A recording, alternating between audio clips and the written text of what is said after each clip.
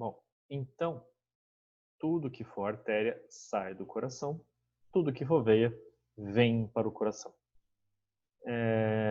Só que nós temos também os capilares.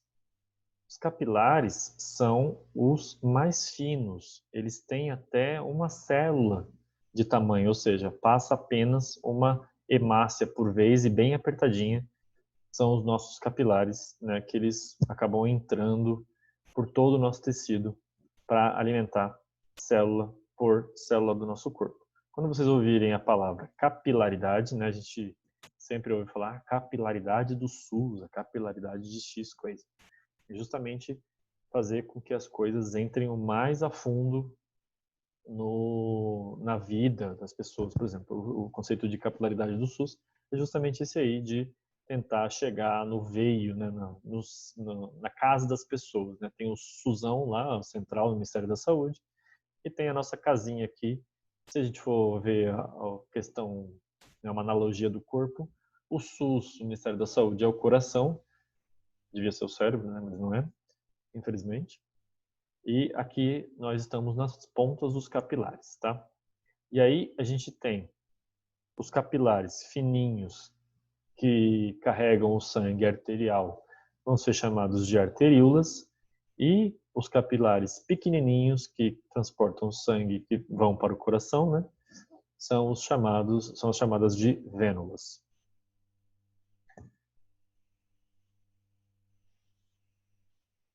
Então, como que é essa anatomia venarum, né?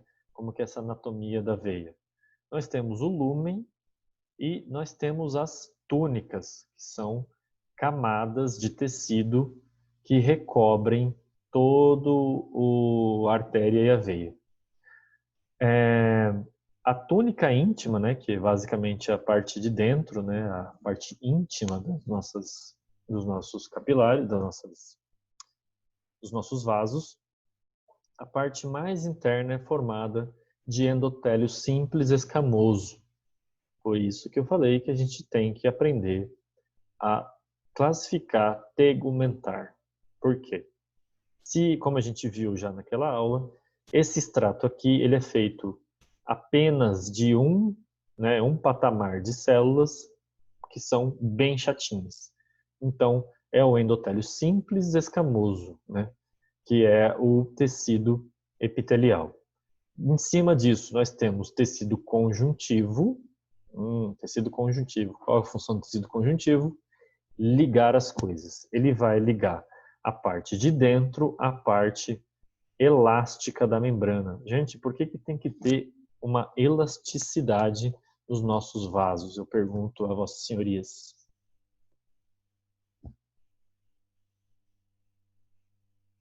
Por que tem que ser elástico?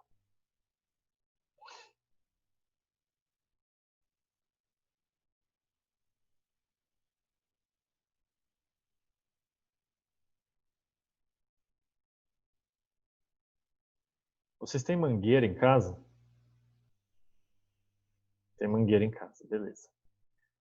Como é mais fácil de regar o jardim ou usar a mangueira? Quando ela ficou no sol meses e aí tá aquela coisa quebradiça e dura, ou quando ela tá novinha e ficou guardada no lugar certo e ela tá bem maleável para você levar ela para onde você quiser.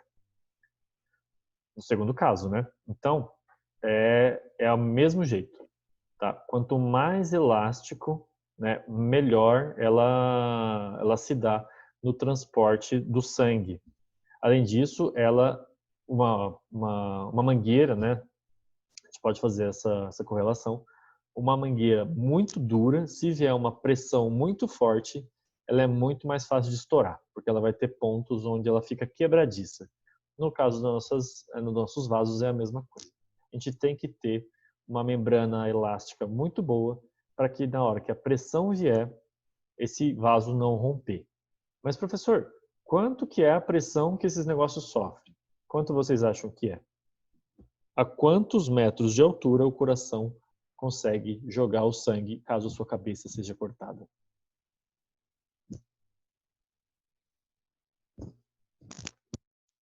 Vamos cortar a cabeça de um coleguinha para saber. Não, não vamos fazer isso. Já fizeram isso. Não, mentira, também não. Talvez. O coração humano consegue jorrar sangue a quase 2,5 metros de altura. Isso, Kathleen, né? De 2 metros para mais. Se você for mais baixinho, talvez um pouco menos. Mas os 2 metros de altura ele pode alcançar. Então, a pressão que o coração exerce sobre os vasos, quando jorra o sangue sobre eles, é muito forte. Tanto que, cada vez que eu abro uma pessoa lá no IML, eu fico, assim, impressionado com o tamanho que é uma aorta, que é aquele vaso que sai do coração e faz a curva. Tem gente que a gente consegue colocar 3 dedos dentro. Né? Geralmente se cabe um dedão assim, porque se ela tá bem legalzinha, né, bem boa, consegue colocar o dedão dentro. Mas tem pessoas que tá tão ruim que a gente consegue colocar 3, que tá bem frouxa assim. Então isso é bem problemático. Geralmente essas pessoas vão morrer de infarto mesmo. Tá? Então, agora vamos falar da túnica média. Então, perceba aqui que a gente falou da primeira parte, tá? Da túnica íntima. Agora a gente vai falar da túnica média, que é essa parte aqui, ó. Então, a túnica média, ela segue aproximadamente o que o primeiro fez. Só que aqui a gente vai ter músculo liso e tecido conjuntivo. Músculo para quê? Por que tem que ter músculo nos vasos?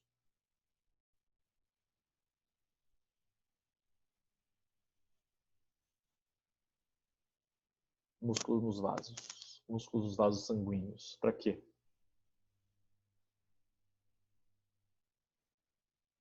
Contrair. Contrair e relaxar, Isa. Muito bom.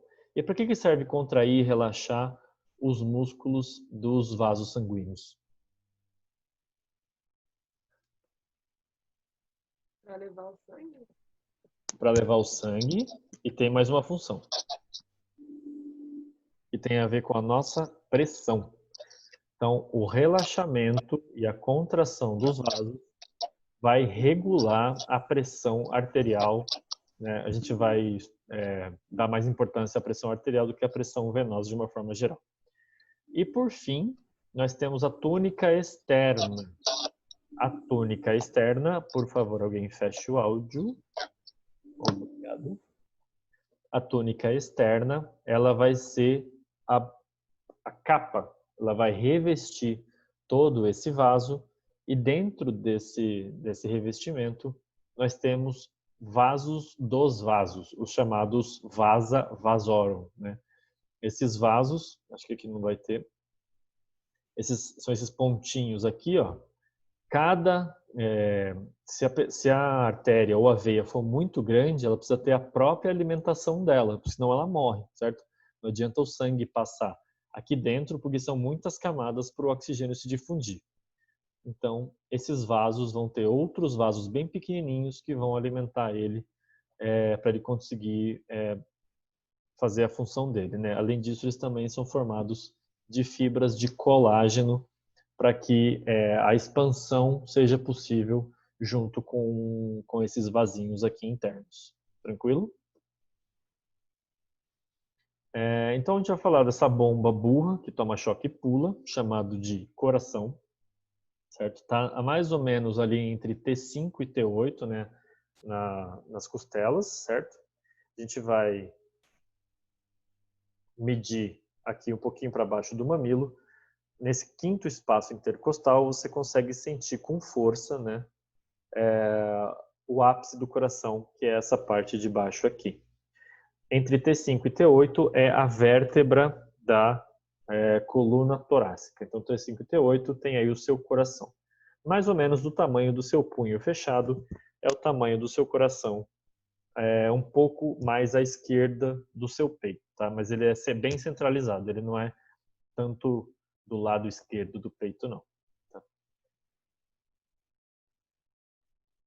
Então, essa coisa gigantesca que é o coração, ele é basicamente uma camada sobre camada de músculo e fibra contrátil. O que nós temos na parte mais interna? Nós temos o miocárdio. Desculpa, a parte mais robusta, né? Nós temos o miocárdio. Mio de quê? Mio de? Mio de? O que são os miócitos?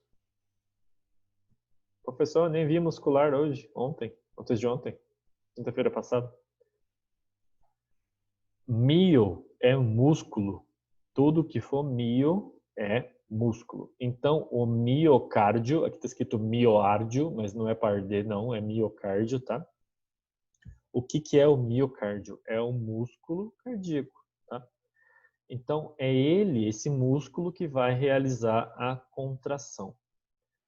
Aí, na parte de dentro, mais internamente, nós temos o endocárdio. Ele vai ser um revestimento que protege o miocárdio de ser levado pelo próprio atrito das hemácias dentro do coração.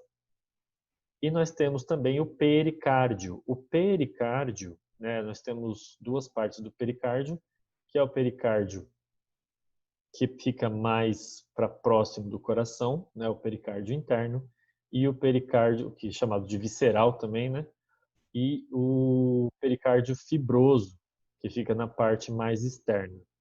No meio desses dois pericárdios, nós temos líquido. Para que líquido?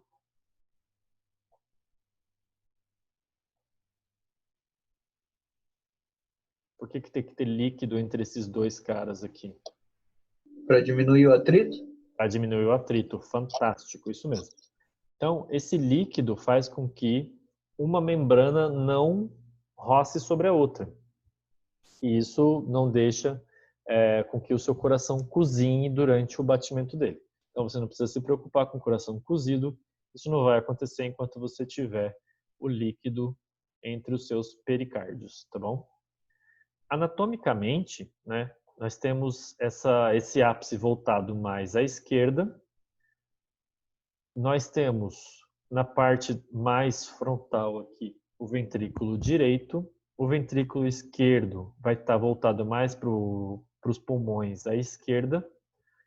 Temos o ramo da coronária anterior bem próximo ao ápice, né? Temos duas aurículas do coração. Aqui em cima temos o tronco pulmonar, que é onde o sangue mais pobre em oxigênio vai para os pulmões. Temos as artérias pulmonares, as veias pulmonares, que voltam dos pulmões, né? O arco aórtico, que é da onde sai o sangue para o restante do corpo, e aqui a veia cava superior e a veia cava inferior, que desembocam nos átrios, tá? Aliás, no átrio direito, né? Então, o que vai? A aorta grande, da grande circulação, né? Então, essa coisa aqui gigantesca, ó, a partir dessa válvula aórtica, o sangue vai para todo o corpo, tá? Essa aqui também é a aorta. E por onde que volta? Volta pela veia cava inferior, veia cava superior, que desembocam aqui, ó, no átrio direito, tá? Do átrio direito, esse sangue vai para o ventrículo direito e daí para a artéria pulmonar, que vai dar nos pulmões. Os pulmões oxigenam esse sangue, ele retorna pelas veias pulmonares no átrio esquerdo, que passa para o ventrículo esquerdo e aí recomeça o bonde todo, tá? E nós temos também que é isso aqui, essa parte do coração para o pulmão é chamado de pequena circulação. E quando a gente está falando de corpo, a gente está chamando de grande circulação. Mas temos também no próprio coração, né, a própria alimentação dele. Tanto que ele tem veias e artérias que alimentam o miocárdio, beleza? Aqui não veio o vídeo, infelizmente. Deixa eu ver se ele está aqui. Peraí.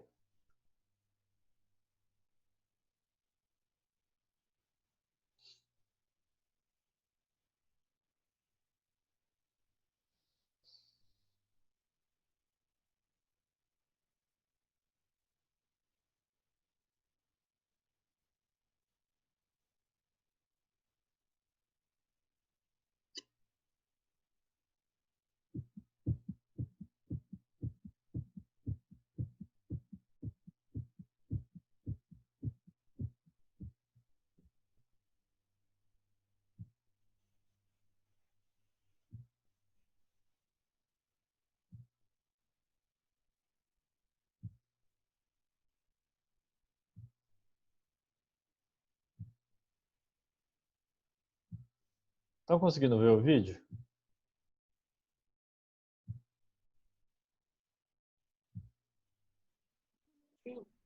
Sim. Beleza. Então, ele vai recomeçar já já.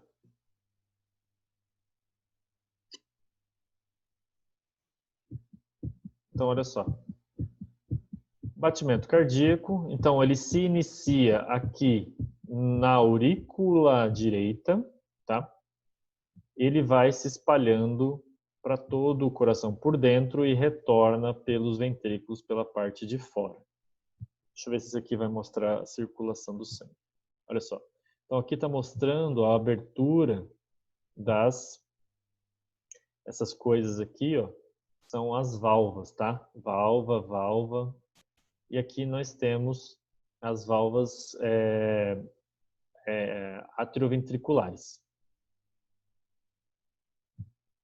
Então, a tricúspide e a bicúspide. Ou ao contrário, não, bicúspide e tricúspide, né? A mitral aqui. Vamos ver a...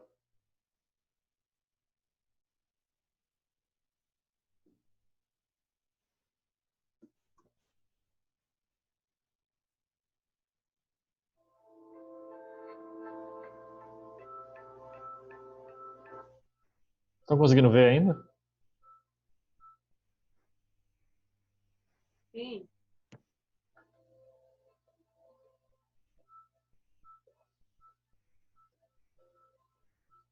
Então, dos ventrículos, a gente sempre ensina uma de cada vez, mas a contração dos átrios e dos ventrículos ela é simultânea, tá? Os átrios se contraem, joga o sangue para os ventrículos se contraem, o esquerdo joga para o corpo, o direito joga para o pulmão. Olha só.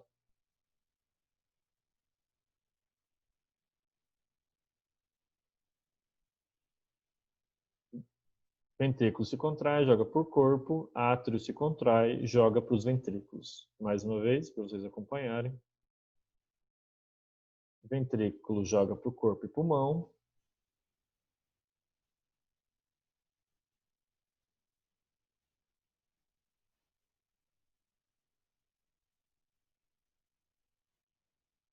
E retornando para os átrios, eles vão para os ventrículos.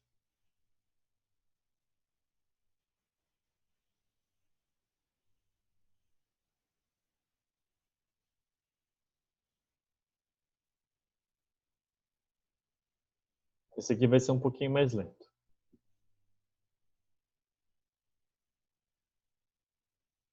Olha só, os átrios se enchem, enquanto os ventrículos se esvaziam.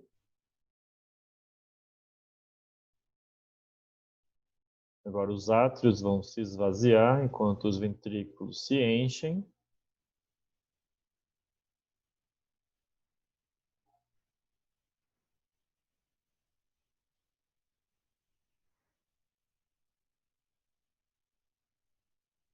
Agora, esse sangue aqui vai para os pulmões, pela artéria pulmonar.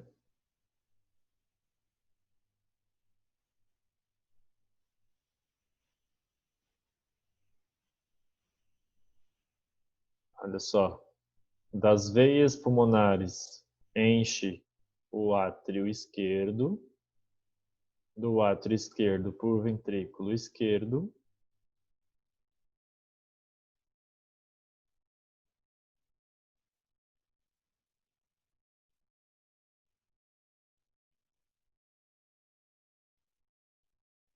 E do ventrículo esquerdo para a aorta, que vai distribuir para o corpo.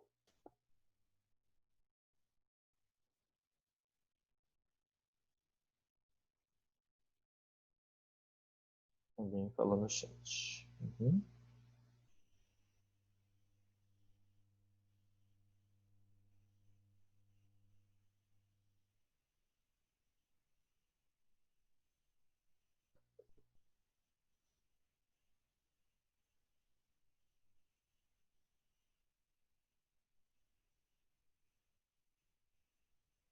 Então, essas válvulas, pessoal, nós temos aqui a bicúspide e a tricúspide, né? A tricúspide, ela fica do lado direito, eu sempre erro as duas, não liguem para o professor, ele tem um pouco de dificuldade em direita e esquerda. Então, a bicúspide é a tricúspide é a válvula direita, é essa aqui. Por que ela chama tricúspide? Tem 3 cúspides, 1, 2, 3 cúspides, 3 lugares onde ela se ancora no miocárdio. E a esquerda é chamada de bicúspide ou mitral, tá? Ela é o que vai abrir do átrio para o ventrículo, tá? Essas aqui são as semilunares e elas vão respectivamente para a aorta e para o tronco pulmonar.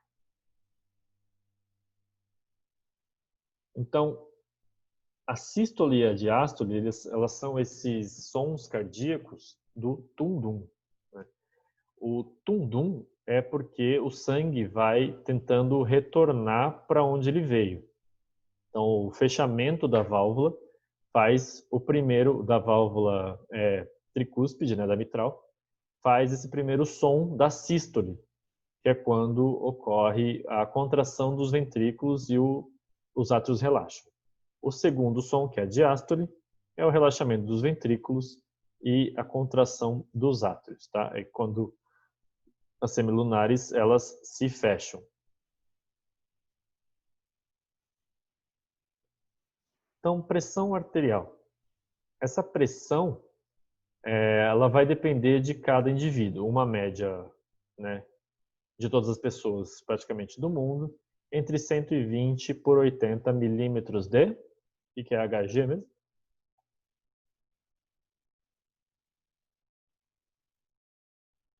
Milímetros de mercúrio. Tá?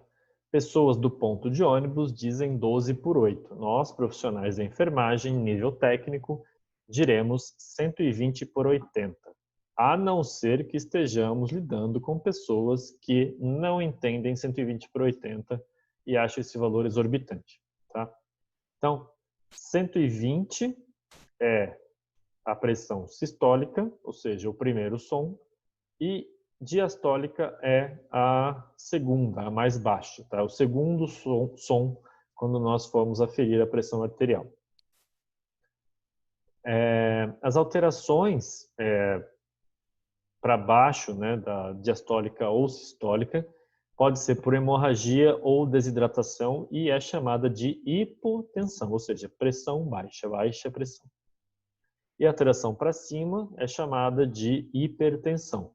Pode ser por exercício, aterosclerose, pressão alta, algum entupimento severo, né? Muitas coisas podem dar pressão alta. Deixa eu ver aqui se tem aqui. Então, esse aqui, basicamente, é como é conduzido, né? A gente já viu naquele vídeo, como é conduzido o sinal elétrico dentro do coração. Nós temos 2 nós. O sino atrial, chamado de sinusal também, e o átrio ventricular, que está entre o átrio e o ventrículo direito. E essas fibras de Purkinje elas estão distribuídas por todo o miocárdio e fazem a distribuição do estímulo elétrico por dentro do miocárdio. Se vocês lembram de como é liberado o potencial de ação, isso aqui é potencial de ação, isso aqui é eletricidade sendo transformada em movimento para o coração. Tá? Isso aqui são fibras nervosas, elas têm a mesma composição do sistema nervoso, beleza? E elas podem funcionar autonomamente, elas não dependem do cérebro diretamente para funcionar. Por isso que às vezes a gente ouve assim, mas houve morte celular, houve morte cerebral. O que é morte cerebral? É quando o cérebro já não funciona, mas o coração continua suas atividades normalmente, às vezes com ou sem a ajuda de aparelhos, beleza? E esse coração, ele tem um tipo de ritmo, certo? é esse batimento cardíaco normal que a gente vê nas séries de TV, né, que faz o bip-bip lá. Esse bip-bip, ele é, na verdade, uma onda. É uma onda elétrica e ela é dividida em segmentos, o P, Q, R, S, T. Cada segmento dessa onda diz respeito a um tipo de local onde se encontra esse estímulo elétrico. Por exemplo, quando o coração está contraindo os átrios, é a onda P, olha só. A parte da onda que é a P. É esse inicial aqui, ó, bem pequenininho. Quando o complexo QRS, nós estamos falando da distribuição ventricular, né? Olha só, o pico aqui é a distribuição atrioventricular do estímulo elétrico no coração. E a onda T é quando o ventrículo está relaxando. Então, é quando está retornando aos níveis normais. Então, ele tem que estar o tempo todo assim.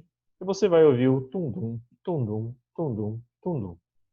Se você tiver em uma taquicardia, né, um batimento cardíaco acelerado, a gente vai ver um aumento na frequência. Olha só, tem mais batimentos aqui por minuto.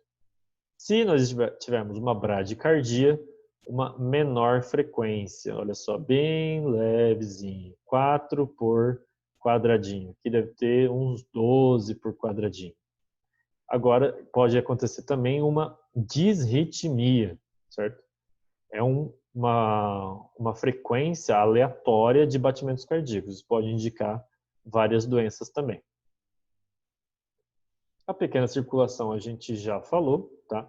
Caminho do coração para os pulmões, certo? Onde vai haver a chamada de hematose, que é a troca de CO2 por O2 nos pulmões. Que ela é feita lá, ó, por capilares e vênulas, né? Arteríolas e vênulas, que trocam o sangue venoso por sangue arterial. Aqui, pessoal, eu estou tentando demonstrar onde tem acesso venoso interessante na falta de outras opções. Olha só, no pescoço, isso aqui fica bem evidente durante a dissecação no IML, no lado esquerdo é muito mais fácil de acessar vasos superficiais, né? Em especial essa veia jugular, né? A artéria subclávia ou até esse ramo pulmonar aqui subclávio esquerdo. Do lado direito é um pouquinho mais complicado e eu vou ter que vou poder acertar uma carótida direita aqui, né? A carótida esquerda é um pouquinho mais difícil de acertar. Certo? Já falamos de grande circulação também, é quando o sangue sai do coração, vai pelas artérias e arteríolas, passando pelos tecidos e retornando pelas vênulas e veias até o coração. Certo? Então, só repetindo, para alimentar os órgãos do sistema gastrointestinal e circulatório, nós também temos essa separação. O fígado tem uma coisa importante, que é uma ligação direta chamada de porta hepático. Esse sistema porta hepático, ele na verdade faz com que o fígado se ligue direto ao intestino.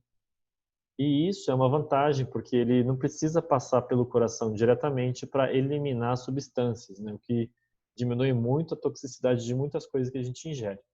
Então o fígado joga direto da circulação para o intestino e transforma os excretas em fezes. Nós temos também o sistema linfático, que é um sistema que acompanha todo o sistema circulatório e, na verdade, ele é formado por canais bem fininhos que captam o extravasamento de líquido do sistema circulatório. Ele é formado por linfonodos, certo? Então, se você já ouviu falar de íngua, sabe o que é íngua? O que é íngua? Ouviu falar? Íngua, estou com uma íngua aqui, ó. Se você teve uma infecção recentemente, você pode sentir uns carocinhos atrás do pescoço na lateral, né? Essas ínguas, na verdade, são linfonodos infartados, né? principalmente numa dor de garganta, numa gripe, que ficaram avantajados para te defender da infecção. Nas axilas, na virilha e no abdômen tem muito linfonodo e a principal função é transportar os leucócitos de um lado para o outro para a defesa do nosso organismo. O baço é um enorme linfonodo, as suas amígdalas também são feitas de tecido linfóide, tecido de linfonodo. Tá? Então, para que a gente vai usar tudo isso que eu falei aqui, pelo amor de Deus? A gente vai usar, pessoal, justamente para entender que certas patologias podem alterar o caminho das veias e artérias, certo?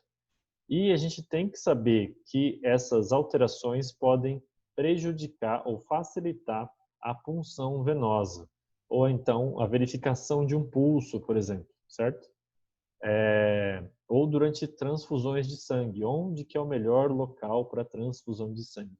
Tudo isso é importante, por isso que eu fiquei falando aqui quase 2 horas sobre o sistema circulatório. Tá?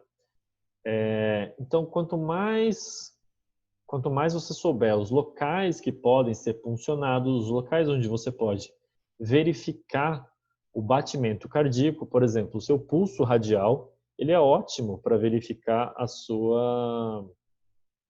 seu batimento cardíaco, a sua carótida que fica no pescoço, é muito fácil, a inguinal, atrás do joelho, chamado fossa poplítea, no pé, atrás na frente do lateral interna do tornozelo, né? E na frente do peito do pé, também dá para sentir o pulso. Um pouquinho mais fraco, mas dá para sentir.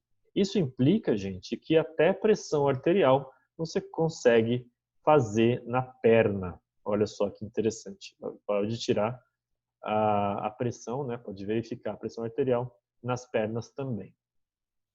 Belezura? Dúvidas? Sem dúvidas? 100.000 dúvidas?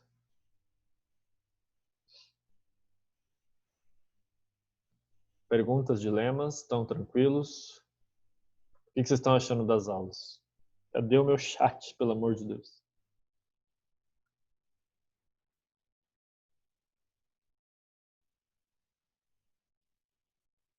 Achei o chat. De boa. Gostando. Estão ficando melhores. Obrigado, Andressa. E o que mais? Sugestões?